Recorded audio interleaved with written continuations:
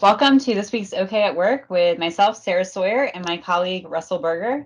And this week we are talking about Biden's instruction to OSHA to issue an emergency temporary standard that recently came out last Thursday. So, it's definitely something that's been in the headlines. I'm sure a lot of people have seen it. A lot of people were awaiting this news and definitely saw it coming, but it's instructing companies over 100 employees to mandate vaccination or mandate regular testing. So, President Biden is asking OSHA to come up with a rule that fits those parameters. So what kind of calls have you been getting, Russell, and what have you been dealing with since that news broke?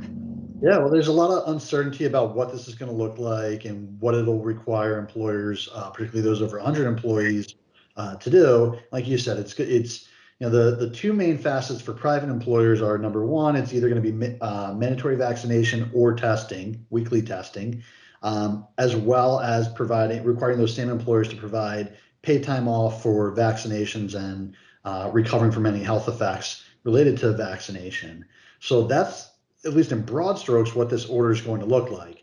Now, I have not, candidly, am not an expert in OSHA emergency orders like this and what they're proposing, this mechanism.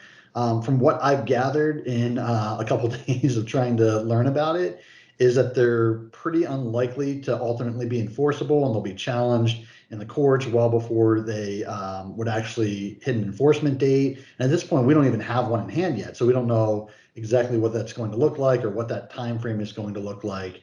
What I really think is going on here is whether it's enforceable or not, this is designed to give employers cover to move forward with mandatory vaccination policies and to push things forward towards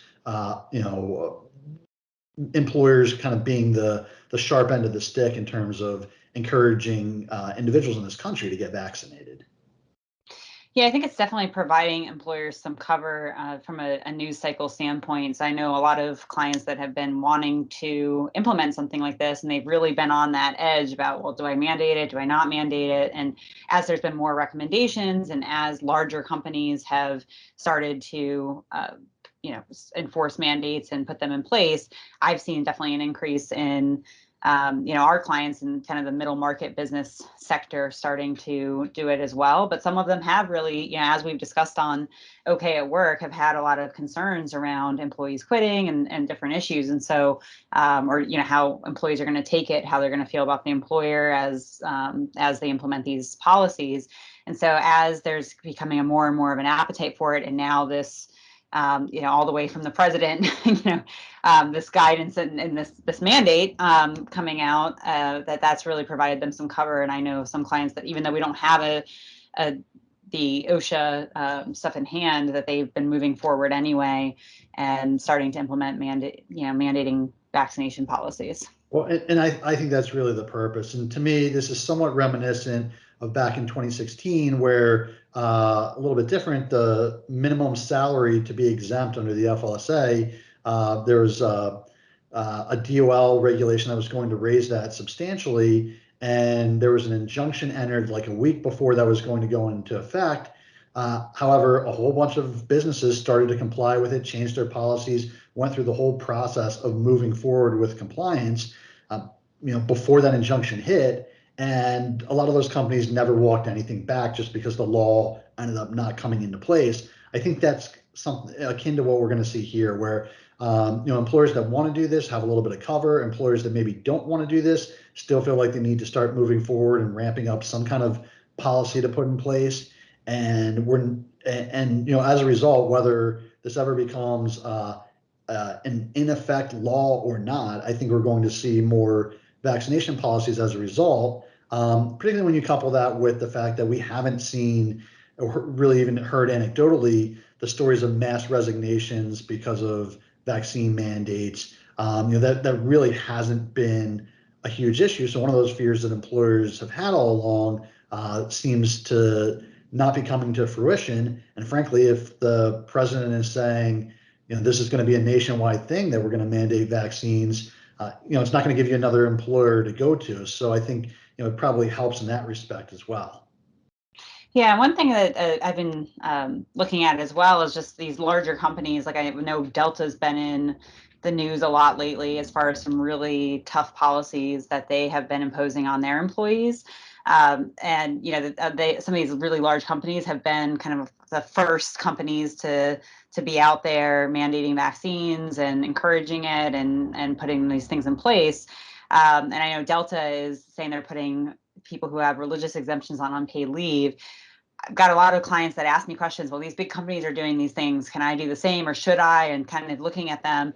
And what I would just caution businesses that aren't as big as Delta, which is a lot of people probably that would be watching this video, that you don't have the same financial calculus that Delta does. Your margins are different. Your employees are different. You know, Delta's going to get a lot of challenges to that. They're going to get a lot of claims. They're going to deal with a lot of legal issues, and they've probably done. I mean, I don't sit in their office. I don't know what they've done or haven't done, but I assume they've done some kind of analysis and calculus on the cost of that, which is going to be much different than, you know, a smaller middle market business and with maybe just over 100 employees or 200 employees. You know, it's just going to be a very different analysis. I wouldn't just take what's in the news and just apply it. You know, I would say that about everything, but definitely in this case as well. Yeah. Well, and even leaving aside the financial component to it, the reality is like these tests are individualized. And what's a reasonable accommodation? What's an undue hardship? What poses a direct threat? I mean, all those things are going to be specific to the employees and the employer and the type of business and the industry. And so those are all the types of things. I mean, it's great that business owners will see this in the news and will ask questions about it. But I think it's more of a prompt to ask questions and to do the analysis for yourself than it is to say, I just want to copy that. I want to emulate what they're doing. Yeah, and unfortunately, there is no shortcut here, and definitely that's a really good point. Russell is under ADA and Title VII. You know, these are individualized assessments, and you need to be doing them for each employee and going through this process and going through the steps and analyzing the exceptions and analyzing each factual scenario. So definitely got to do the work. So we'll see you next time, Russell. Thanks. Thanks, Sarah.